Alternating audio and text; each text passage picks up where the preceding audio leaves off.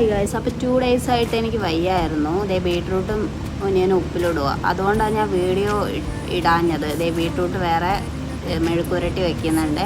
നമുക്കിന്ന് special recipe prawns ആണ്. Prawns ഇതേ നല്ല മസാല, ഉപ്പ്, മഞ്ഞൾപ്പൊടി, മുളക് പൊടി, പിന്നെ കുരുമുളക് പൊടി ഇതെല്ലാം കൂടെ നന്നായിട്ട് പുരട്ടി വെച്ചു. പിന്നെ ഇതേ ഓയിൽ ചൂടാക്കാൻ വെച്ചിട്ടുണ്ട്. അതിലോട്ട് നമ്മൾ പ്രൗൺസ് ഇട്ട് കൊടുക്കണേ. നല്ല ഫ്രൈ ചെയ്തെടുക്കണേ, ഡീപ്പ് ഫ്രൈ ചെയ്തെടുക്കാം. ഒരുപാട് കരിയാതെ നോക്കണേ. എന്നിട്ട് നന്നായിട്ട് ഫ്രൈ ചെയ്തിട്ട് നമ്മളിത് വേറൊരു പാത്രത്തിലോട്ട് മാറ്റണം. ദേ നന്നായിട്ട് ഫ്രൈ ചെയ്ത് വന്നിട്ടുണ്ട്.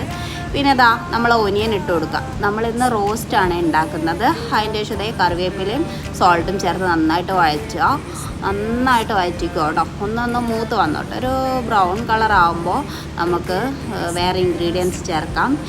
ഇഞ്ചി വെളുത്തുള്ളി പേസ്റ്റ് ചേർക്കുക, ടൊമാറ്റോസ് ചേർക്കുക, അത് നന്നായിട്ട് വഴറ്റുക, പൗഡേഴ്സ് ചേർക്കുക, ചില്ലി ചേർക്കുക. അതേ പ്രൗൺസ്